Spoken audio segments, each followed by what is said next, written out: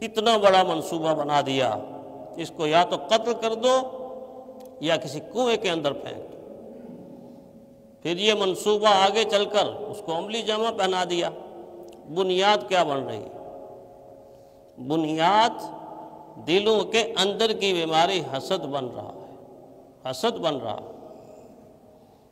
اور پھر کتنا بڑا نقصان ہوا کہ حسد کی بنیاد پر جو عمل انہوں نے کیا، اپنے والد گرامی کو جو معصوم تھے، پیغمبر معصوم ہوتا ہے، اپنے معصوم باپ کو 40 سال تک ان کے اس برے عمل کی وجہ سے رونا پڑا ہے۔ وَابْيَضَّتْ عَيْنَاهُ مِنَ الْحُزْنِ، روتے میری آنکھیں سفید ہو گئی ہیں، میری آنکھوں کی بینائی چلی گئی ہے۔ بیٹے کی جدائی پر کتنا رو رہے ہیں، لیکن بنیاد کیا بنا؟ حسد بنیاد بنا کہ شیطان نے ان بھائیوں کے درمیان حسد کو اتنا زیادہ پروان چڑھایا کہ بھائیوں نے اپنے چھوٹے اور معصوم بھائی کو اپنے ہاتھوں سے پکڑ کر کنویں میں پھینک دیا۔ آپ اندازہ تو کریں کہ کس حد تک یہ آگ چلی جاتی ہے، کس حد تک یہ آگ انسان کو گویا مجنون اور دیوانہ بنا دیتی ہے، عقل کو معوف کر دیتی۔ اسی لیے پیارے پیغمبر صلی اللہ علیہ وسلم نے احادیث میں اس بیماری کو واضح کر کے اس سے بچنے کی تلقین فرمائی۔ ایک حدیث میں حضور صلی اللہ علیہ وسلم نے فرمایا انہ سیصیب امتی داء الامم، لوگوں مجھے اپنی امت پر بڑا خطرہ ہے، بہت خطرہ ہے کہ جس طرح باقی اقوام کو بیماریاں لگی ہیں اس کو بھی بیماریاں لگ جائیں گی۔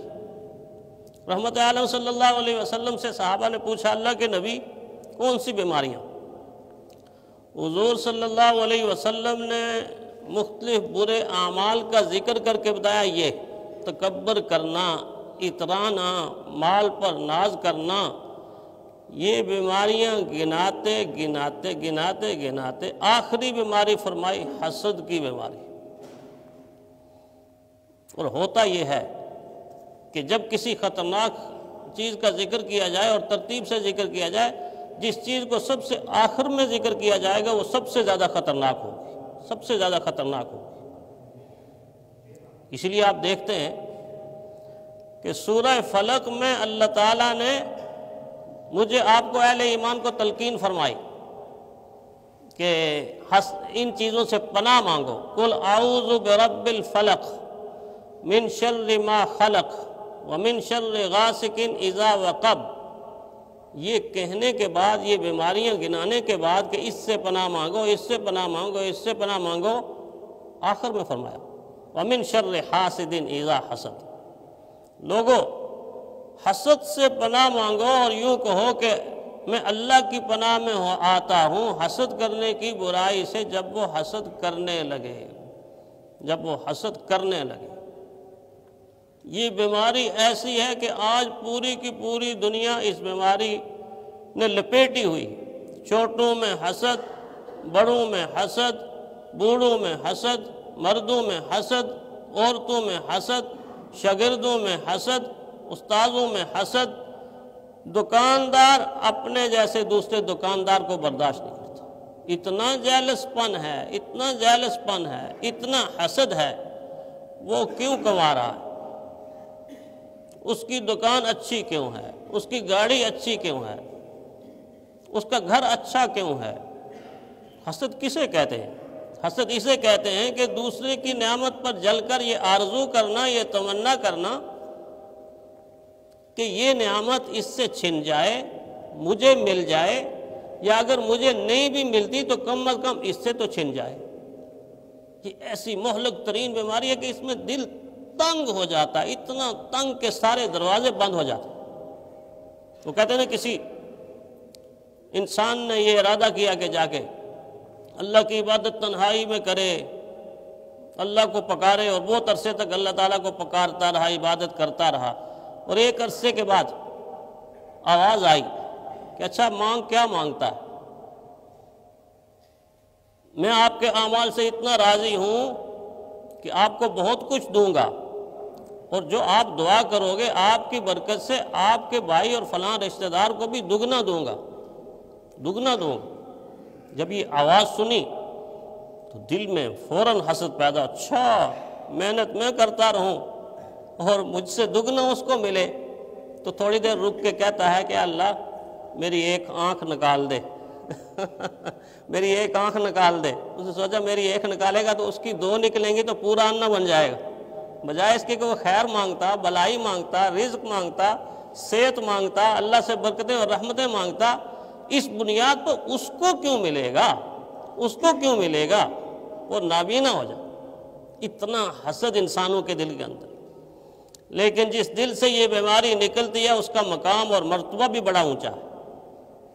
ایک صحابی رحمت کائنات صلی اللہ علیہ وسلم کی بارگاہ میں ایسے گزرے وضو کر کے، اور صحابہ کی عادت تھی کہ جب مسجد نبوی میں تشریف لاتے تھے تو 2 نفل مسجد کے پڑھنے کے بعد آپ صلی اللہ علیہ وسلم کو سلام کہتے تھے۔ حضور کی تعلیم یہ تھی، حکم فرمایا کرتے جاؤ 2 نفل پڑھو پھر آ کے سلام کرو۔ تو جب وضو کر کے گزرے، جوتیاں ایک بائیں ہاتھ میں پکڑی ہوئی تھیں، چہرے سے پانی اس طرح تر و تازہ تھا چہرے کے اوپر، تو حضور نے صحابہ کی مجلس میں، جس مجلس میں بیٹھے تھے، اس میں فرمایا کہ ایک آدمی ابھی گزرے گا، جس نے جنتی انسان دیکھنا ہے وہ اس انسان کو دیکھ لے۔ صحابہ نے اس کے چہرے کی زیارت کی، وہ گزر گیا۔ اتفاق ایسا کہ دوسرے دن حضور صلی اللہ علیہ وسلم نے ایسا فرمایا کہ ابھی ایک آدمی یہاں سے گزرے گا، جس نے جنتی کو دیکھنا ہو اس کو دیکھ لے۔ تھوڑی دیر کے بعد وہی آدمی گزرا، پھر تیسرے دن بھی حضور صلی اللہ علیہ وسلم نے یہی فرمایا، اور تیسرے دن بھی وہی آدمی گزرا۔ تو جب رحمت کائنات صلی اللہ علیہ وسلم نے مسلسل 3 دن اس آدمی کے لیے جنت کی خوشخبری سنائی، تو عبداللہ بن عمر بن عاص رضی اللہ تعالیٰ عنہ کے دل کے اندر طلب پیدا ہوئی، تڑپ پیدا ہوئی، یہ کتنا خوش قسمت انسان ہے، خوش نصیب انسان ہے، اور کیا اس کے کمال اعمال ہوں گے جس کی بنیاد پر حضور صلی اللہ علیہ وسلم نے 1 دن نہیں، 2 دن نہیں، 3 دن مسلسل اس کے جنتی ہونے کی گواہی دی۔ تو ان کے قریب جا کے کہنے لگے میں آپ کے ساتھ رہ سکتا ہوں، کچھ دن مہمان بن سکتا ہوں؟ انہوں نے فرمایا ہاں مہمان بن جائیں۔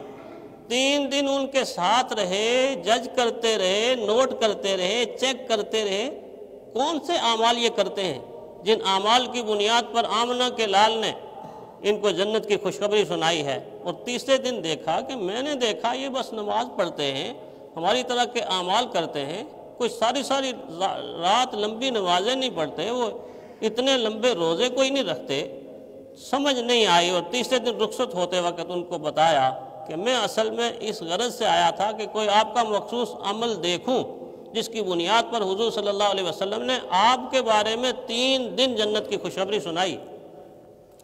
تو اس نے سوچ کر انصاری صحابی سے فرمایا کہ اعمال تو میرے وہی ہیں تقریباً جو آپ لوگ کرتے ہیں، لیکن ایک بات میرے اندر یہ ہے کہ میرے سینے کے اندر اور میرے دل کے اندر کسی انسان کے لیے رائی کے دانے کے برابر بھی حسد موجود نہیں، میرا سینہ حسد سے پاک ہے۔ تب عبداللہ بن عمر بن عاص رضی اللہ تعالیٰ عنہ سمجھے کہ ہاں یہی وہ خوبی تھی، یہی وہ عمل تھا کہ جس کی بنیاد پر حضور صلی اللہ علیہ وسلم نے آپ کو 3 دن جنتی قرار دیا۔ حضرت موسیٰ علیہ السلام کی ملاقات ہوئی اللہ تعالیٰ سے، اس ملاقات میں جب اللہ تعالیٰ نے کچھ پردے ہٹائے، حضرت موسیٰ علیہ السلام نے دیکھا کہ ایک آدمی اتنا خوش و خرم ہے اور چہرہ تر و تازہ ہے اور وہ عرش کے سائے کے نیچے مزے سے بیٹھا ہوا، تو فوراً اللہ تعالیٰ سے التجا کی اور درخواست کی، اللہ یہ کون آدمی ہے؟ تو اللہ تعالیٰ کی طرف سے آواز آئی نام بتا دوں یا کام بتا دوں؟ میں کام بتا دیتا ہوں کیونکہ کام تو اصل ہے۔ اللہ تعالیٰ نے فرمایا یہ وہ انسان ہے جس کے اندر یہ خوبی تھی کہ اس کے دل کے اندر میری مخلوق کا حسد موجود نہیں تھا۔ حسد نہ ہونے کی وجہ سے اللہ تعالیٰ نے اس کو اپنے عرش کا سایہ نصیب کر دیا۔ تو یہ وہ آگ ہے جو آگ لکڑی کو نہیں لگتی، کاغذ کو نہیں لگتی، دیواروں کو نہیں لگتی، دکانوں کو نہیں لگتی، مکانوں کو نہیں لگتی، ایوانوں کو نہیں لگتی، کسی چیز کو نہیں لگتی۔ یہ لگتی ہے تو انسان کی باڈی کے اہم ترین جز دل کو لگتی، دل کے اندر یہ آگ جاگتی، پھر انسان ایسا بن جاتا ہے جیسے ماچس کی تیلی۔ میں نے ایک نظم میں حاسد کو ماچس کی تیلی سے تشبیہ دی، ماچس کی تیلی سے اس لیے تشبیہ دی کہ ماچس کی تیلی کا سر تو ہوتا ہے، اس کے اندر دماغ نہیں ہوتا، عقل نہیں ہوتا، تھوڑی سی آپ یوں رگڑیں گے نا شعلہ بلند ہو جائے گا۔ حاسد کا بھی بالکل یہی حال ہے۔ ماچس کی تیلی اس وقت تک کسی دوسری چیز کو جلا نہیں سکتی جب تک خود اپنے وجود کو پہلے نہ جلا دے۔ حاسد بھی کسی دوسرے کو نقصان پہنچا نہیں سکتا جب تک اپنے وجود کو نقصان نہ پہنچا دے۔ اس لیے میں نے کہا تھا کہ حسد کی آگ ہنڈیا پکاتی رہی، تیرے سینے کو کوئلہ بناتی رہی، تو بھی ماچس کی تیلی بنا رہ گیا، تو بھی ماچس کی تیلی بنا رہ گیا جو کہ خود جل کے اس کو جلاتی رہی، اور دل میں رکھ کے حسد تو پگھلتا رہا۔ اور یہ حسد کی آگ دل میں رکھ کے حسد تو پگھلتا رہا، یہ مزے سے تیرا گوشت کھاتی رہی۔ کیا کمایا ہے تو نے، کمائے گا کیا؟ کیا کمایا ہے تو نے، کمائے گا کیا؟ حاسد کیا کماتا ہے؟ ایک دانشور کا قول ہے کہ حاسد کیا کماتا ہے؟ فرمایا حاسد اپنے ہمنشینوں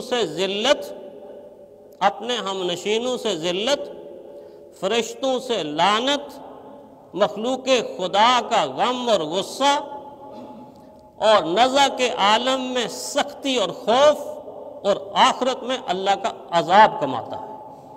کیا کمایا ہے تو نے، کمائے گا کیا؟ دل میں کانٹوں کی بستی بساتی رہی، دل میں کانٹوں کی بستی بساتی رہی۔ آگ دوزخ کی ہو یا کہ ہو حسد کی، خیر بچنے میں ہے روح کی جسد کی، خیر بچنے میں ہے روح کی جسد کی۔ دنیا کی آگ کے تو دونوں پہلو ہیں نا، کچھ فائدہ بھی ہے کچھ نقصان بھی ہے۔ فائدہ ہے نا، آپ بریانی پکاتے ہیں، پکوڑے پکاتے ہیں، کھانا پکاتے ہیں، ہنڈیا پکاتے ہیں، سارے کا سارا یہ فائدوں میں ہے۔ لیکن حسد کی آگ کے اندر ذرہ برابر فائدہ نہیں، نقصان ہی نقصان۔ دنیا کی آگ بعض دفعہ انسان کے لیے نعمت بھی ہے کہ نہیں؟ وہ کہتے ہیں کوئی خان صاحب تھے، سخت سردی کا موسم تھا، ہاتھ ٹھٹرے ہوئے، سردی لگی ہوئی، تو آگ جل رہی تھی، ان کے قریب آئے، بڑا لطف آیا اور بدن نرم ہوا، تو اللہ تعالیٰ سے دعا کرتے ہیں اللہ آگ تیرا کتنا بڑا نعمت ہے، دنیا میں بھی عطا فرما، آخرت میں بھی عطا فرما۔ تو کسی ساتھی نے کہا بھائی خان صاحب آخرت میں نہ مانگو، آخرت کی آگ بڑی سخت ہے، بس دنیا میں ہی ٹھیک ہے۔ تو دنیا کی آگ کے اندر تو فائدہ بھی ہے نقصان بھی ہے، حسد کی آگ میں کوئی فائدہ نہیں ہے، کوئی فائدہ نہیں ہے، یہ سراسر نقصان ہی نقصان ہے۔ اس لیے بہتر یہی ہے کہ پیارے پیغمبر صلی اللہ علیہ وسلم کا یہ ارشاد ہمیشہ مد نظر رکھیں، لوگوں حسد کو چھوڑو، ایاکم والحسد فإن الحسد یأکل الحسنات کما تأکل النار الحطب۔ حسد کو چھوڑ دو، حسد انسان کی نیکیوں کو ایسے کھا جاتا ہے جس طرح آگ لکڑی کو کھا جاتی ہے۔ اللہ تعالی ہم سب کو حسد کی اس آگ سے محفوظ فرمائے اور بچنے کی توفیق عطا فرمائے۔